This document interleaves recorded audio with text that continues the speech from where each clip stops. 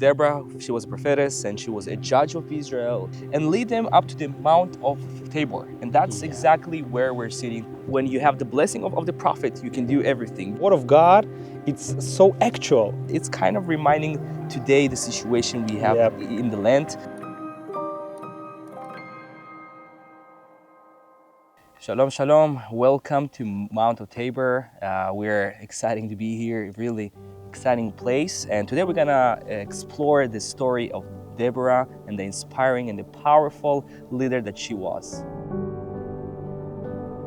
Well, Deborah, she was a prophetess and she was a judge of Israel. And we're gonna read the scriptures and really see where we're sitting and what was special here. Let's do this. So let's open together Judges 4, and if you can read verse 3. Yeah, with pleasure. The Israelites cried out for help to the Lord because Sisera had 900 chariots with iron-rimmed wheels, and he cruelly oppressed the Israelites for 20 years. And then it says in verse 4, now Deborah, a prophet, a wife of Lappidoth, was leading Israel at that time. And you know, we already see that she was a really important woman, important in the history of Israel. And if we kind of jump to verse 6, it says that she sent for Barak, son of Abinoam from Kadesh and Naphtali, and she said to him, the Lord, the God of Israel, commands you, go and take with you 100 men of Naphtali and Zebulun, and lead them up to the Mount of Tabor. And that's exactly where we're sitting today. Yeah. In verse 8, it says that Barak said to her, if you go with me, I will go. But if you don't go with me, I won't go. And it's really kind of interesting to see the power that the prophet has.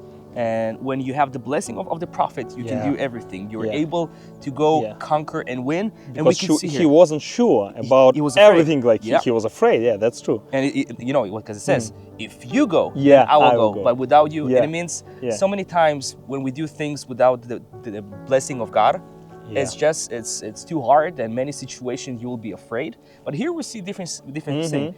When you have the promise of God, when God spoke to her and said, take him with you. And then in verse 9, if you can read it. Yeah, she said, I will indeed go with you, but you will not gain fame on the expedition you are undertaking, for the Lord will turn Sisera over to a woman.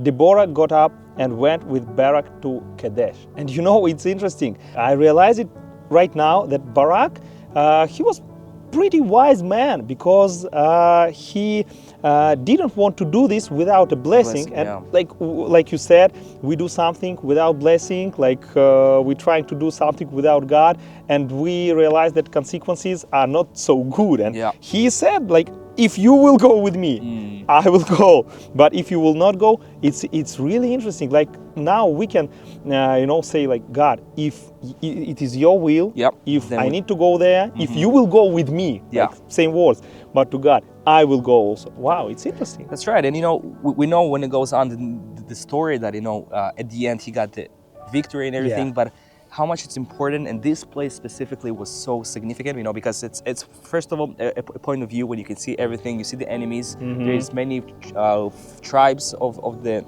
Israelites that were here and there and coming together, and in that time Israel was in a really different time and in a really hard time, that it's kind of reminding today the situation we have in the land, that we have inside many problems, of course, since the beginning of the war as well.